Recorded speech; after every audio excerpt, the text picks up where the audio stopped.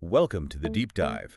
We know you want to get smart, fast cut through the clutter, and really grasp the big ideas shaping our world without drowning in information. That's the goal. Get those aha moments. Exactly. And today, we're tackling media theories. Yeah, think of them as different kinds of glasses. Each pair lets you see how media interacts with us and society in a unique way. We've pulled together quite a few different perspectives here. Right, a real spectrum of thought. And this isn't just like dusty academic theory. These ideas help us make sense of, well, Yeah. everything from viral videos to how we understand global events. Absolutely. They're frameworks for understanding the information landscape. So our mission today, Yeah, pull out the core insights, give you that shortcut to being really well informed, ready to jump in. let's do it. So just to map things out a bit, we're looking at a whole range of theories, things like psychoanalytic, mass society, neo-Marxist, functionalism, Okay. critical political economy, social constructivism, technological determinism, information society concepts, theories about media behavior, media as institutions, Wow, quite the list. normative theories, the classic four theories of the press and what came after, and media effects research. It sounds like a mouthful, but like you said, they're just different lenses, different ways of asking how media works. Precisely. Let's start near the beginning. One of the earliest approaches comes from psychoanalytic theory, emerging back in the 1930s. Right, but really turbulent time globally. Right. Economic crisis, industrial shifts, war clouds gathering. Exactly. And interestingly, the initial focus wasn't even strictly on media as we think of it now, but more on crowd psychology. People like Gustave Le Bon, Card, Sigmund Freud. They were looking at how people behave in large groups. Yeah. And a key idea they explored is this tension we all feel, wanting to be unique and individual, but also having this deep need to belong, to be part of a collective. Like you value your independence, but being totally alone is Mm. unsettling. Exactly. You want to stand out, but not be cast out. And this theory suggested that when you become part of a mass, something changes.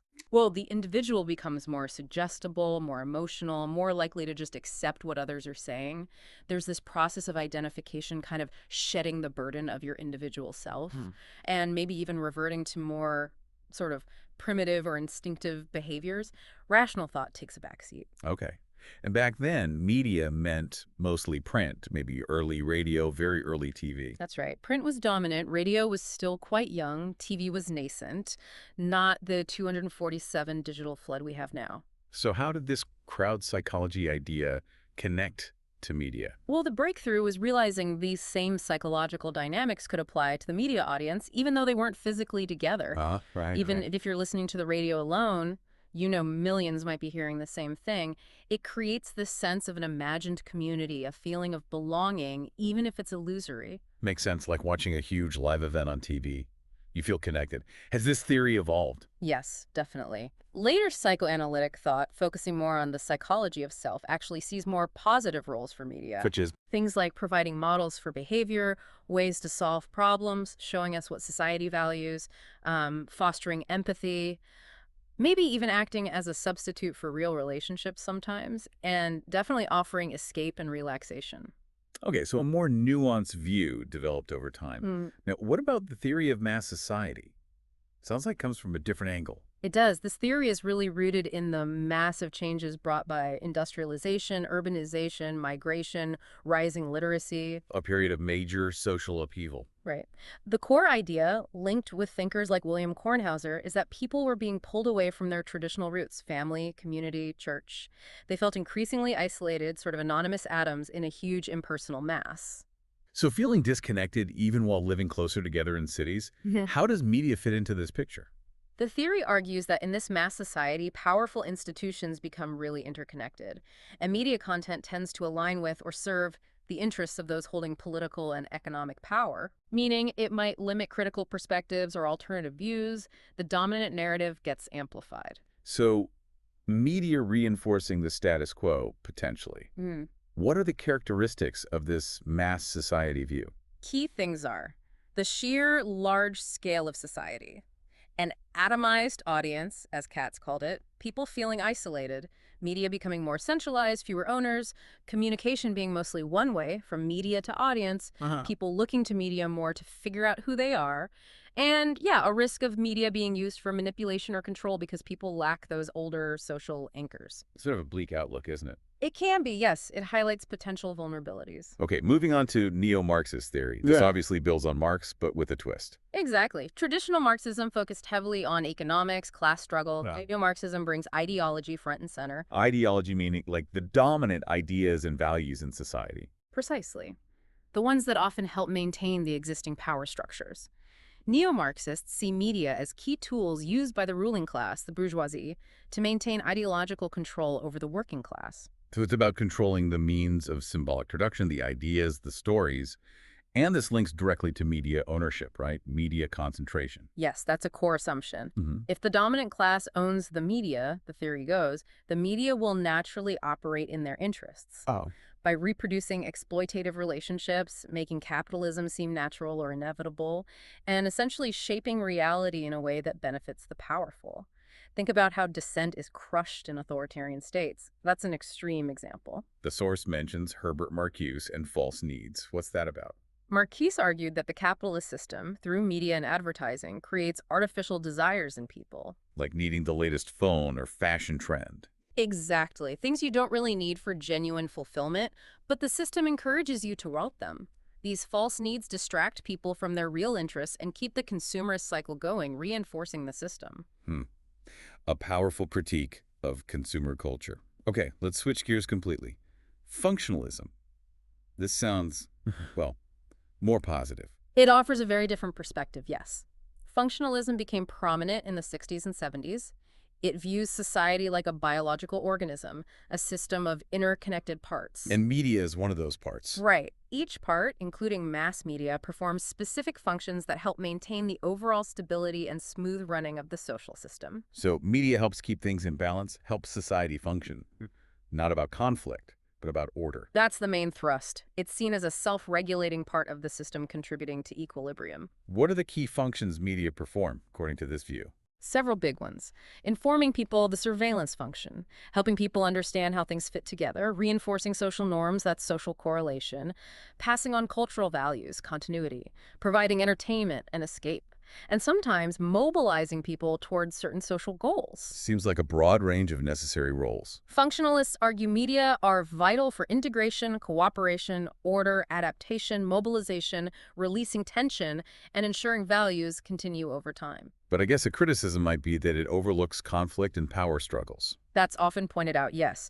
It tends to emphasize harmony and stability, maybe downplaying the ways media can be involved in social control or reflect inequalities. Okay.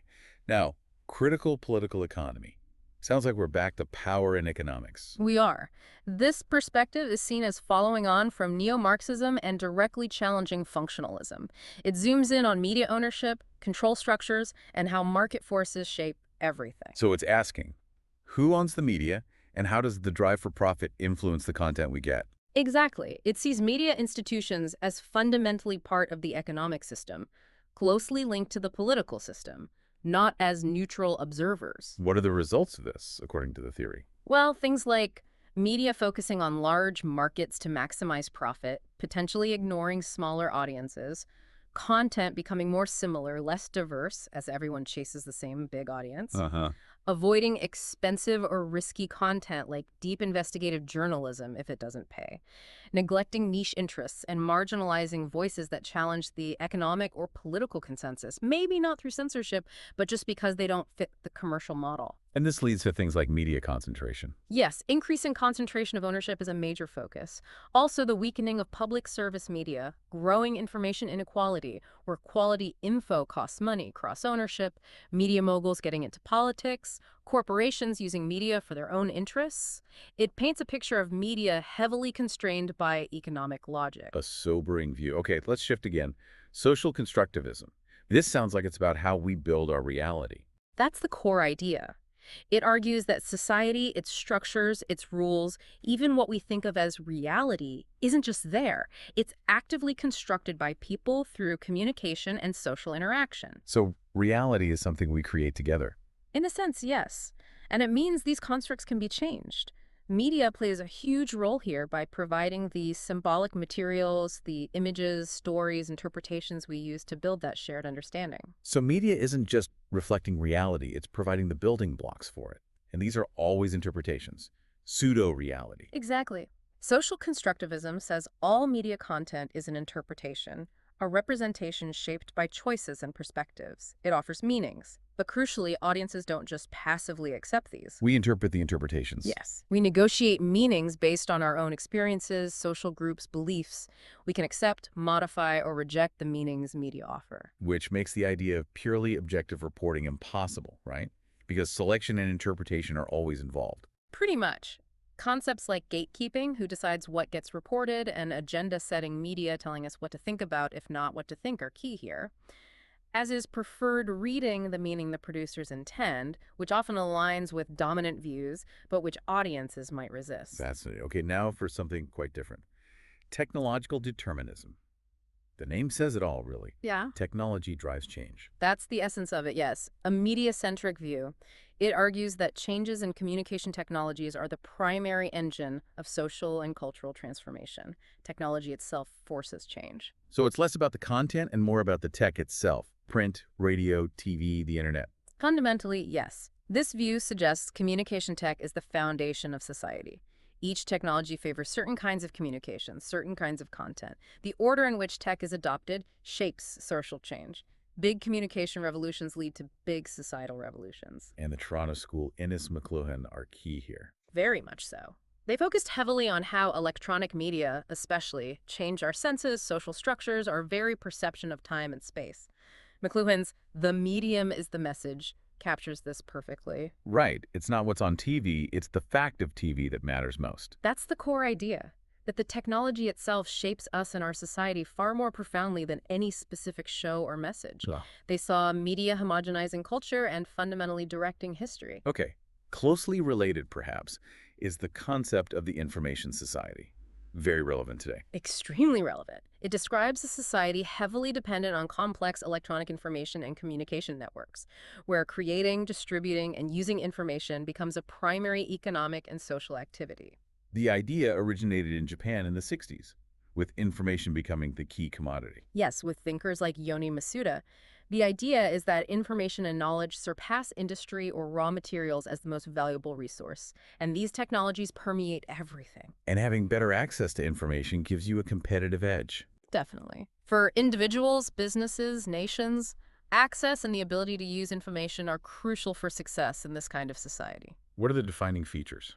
Things like lots of information work, huge fast-flowing streams of data, focus on education and networks, globalization trends, concerns about privacy loss, time and space seeming to shrink, and maybe even a kind of depoliticization as focus shifts to tech and economy. And Alvin Toffler's third wave fits here. Yes, Toffler saw history in waves, agrarian, then industrial, and now the third wave, the information society, driven by knowledge and technology. It's a big picture historical view of this shift. Got it. Now, what about theories of media behavior? Sounds like it's about what media should do. It has a strong normative streak, yes. It moves beyond just describing effects to considering how media ought to function to serve society and the public interest. So setting ideals, like freedom of expression. Exactly. Freedom of expression, diverse ownership, variety of information, supporting democracy, respecting individual rights. These are the kinds of principles involved. It sets expectations for responsible media. And that leads into thinking about media as social institutions. Right. If an institution is an established, recognized way of doing things in society, then media certainly qualifies. Like family or education. Similar idea. Media institutions provide social control, predictability. We learn how things often work from media, and they shape our expectations and interactions. They're embedded in the social fabric. Which brings us back to normative theories, how media should operate, given they are powerful institutions subject to rules and ethics. Precisely. These theories provide frameworks for evaluating how well media are living up to those societal expectations and responsibilities. Okay, this seems like a good lead-in to the classic 4 theories of the press. A foundational framework, right? Very much so.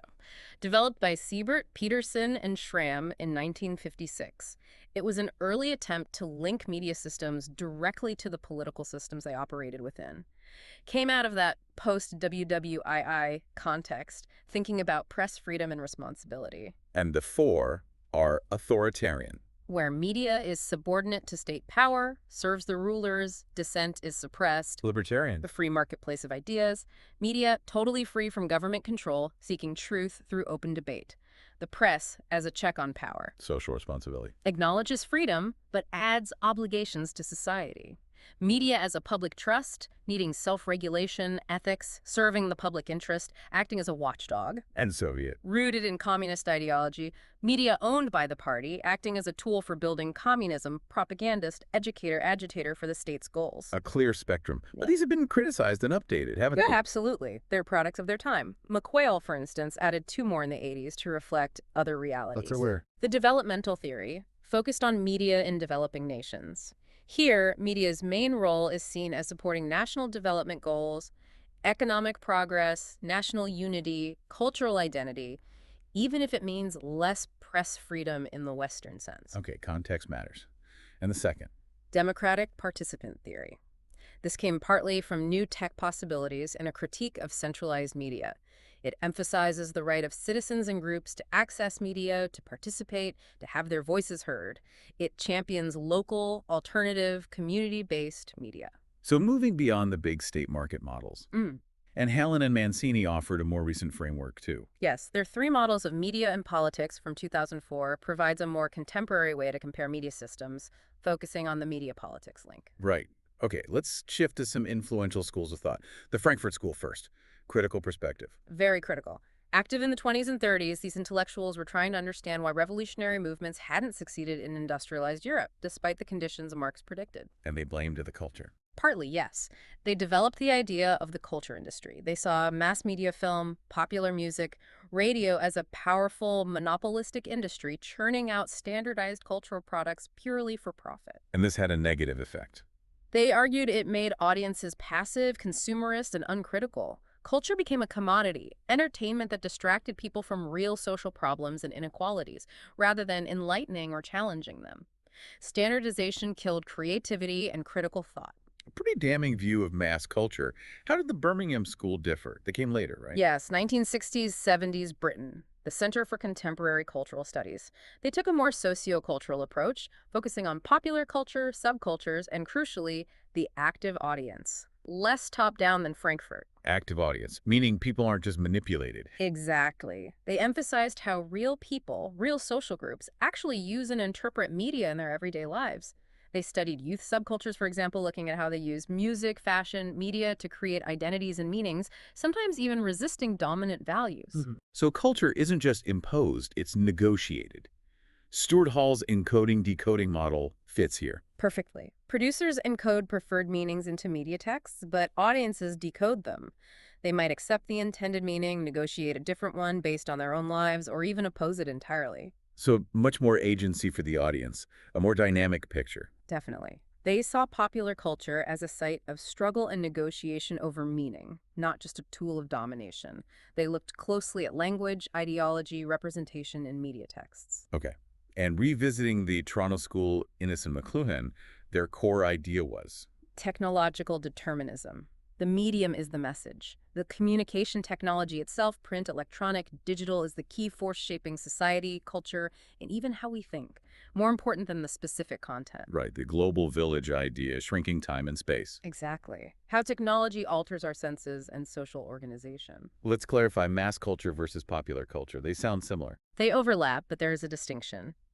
Mass culture is often used to describe that standardized, commercially produced culture distributed by mass media, sometimes seen critically as low quality or manipulative, the culture industry stuff. Okay.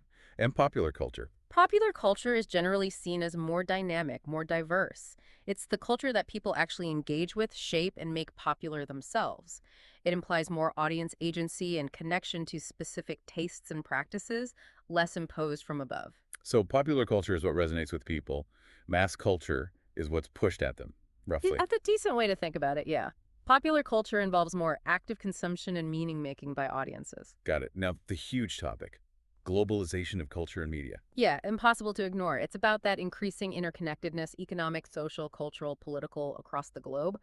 Media is central to this, with ideas, content, money flowing across borders like never before. Driven by global media corporations, the internet, digital tech. All of that. It overcomes time and space limits, makes transferring content cheap and easy, increases access to tech globally. Key trends. Huge media conglomerates operating worldwide, global access to info and entertainment streaming, internet, constant development of faster, cheaper digital These are communication, the principles behind it. things like instant access, interactive possibilities, global economic political links reinforcing it, and that concentration of ownership we keep mentioning, horizontal and vertical integration. Positives and negatives. Positives, potentially more choice, access to diverse info, cultural awareness, easier global connections. Negatives, often an uneven flow, dominated by Western U.S. content, potential cultural homogenization, or imperialism. All right, the Americanization debate. Exactly. Also, the power of global corporations. Widening inequalities if access isn't universal, maybe a decline of local cultural elites or public service media. It's complex. Mhm. What about concepts like cultural convergence and globalization? Cultural convergence is about cultures interacting more, sometimes leading to hybrid forms. In media, you see transmedia storytelling, one story across film, games, books trying to reach diverse audiences. Globalization is adapting global products for local tastes, dubbing films, local versions of TV formats like Big Brother, local editions of magazines. It's globalization meeting local realities. So a mix of global flow and local adaptation. Okay, finally, let's tackle research on media effects. What exactly is a media effect? Basically, any change in an individual or group attitudes, beliefs, behavior, even physiological response that happens because of exposure to media. Research tries to understand this power and how it works. And our understanding has changed over time. McQuail's 4 stages. Right. Stage one, roughly 1900, 1930s, the era of all-powerful media. The magic bullet or hypodermic needle idea. Media has direct, immediate, strong effects on everyone. Pretty much. Based more on observation and fear than hard research back then. Think propaganda worries, the war of the world's panic, a belief in easily manipulated masses. Then stage 2, 1930s, 1960s. Era of limited effects. Yes, empirical research starts kicking in. Lazarsfeld's election studies lead to the two-step flow. Model media influences opinion leaders who then influence others. Clapper's work suggests media mostly reinforces existing views rather than changing them dramatically. Media is just one factor among many. So a big shift away from the all-powerful view. But then stage 3, 1970s, 1980s. Rediscovery of powerful media. Kind of. The focus shifts to more subtle, long-term indirect effects. Not magic bullets, but powerful influences nonetheless. Like what? Elizabeth Noel Neumann's spiral of silence media shapes our perception of majority opinion, silencing minorities.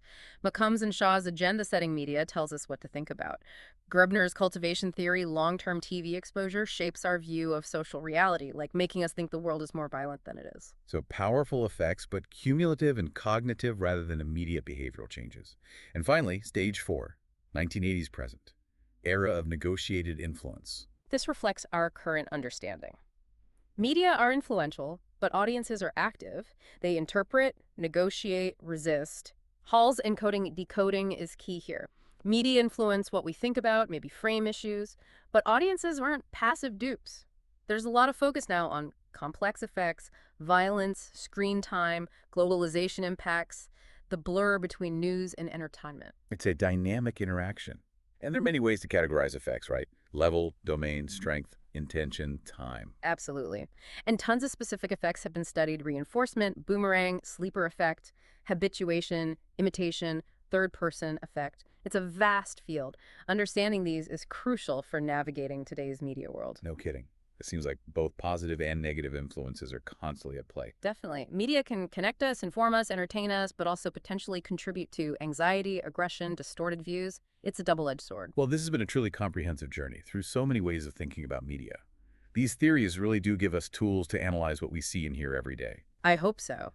Being aware of these different perspectives, psychoanalytic, societal, economic, technological, cultural, can make you a much more critical and thoughtful media consumer. It helps you ask the right questions. Absolutely. It empowers you to see beyond the surface. So maybe a final thought for everyone listening to chew on. Go for it. Given how fast media tech keeps changing AI, immersive reality, whatever's next, which of these theories we've discussed feel most relevant to you right now? And maybe more importantly, what kinds of new theories or new ways of thinking might we need to really understand the media landscape of the future? That's a great question to ponder. The landscape is always shifting. Something to think about until our next deep dive.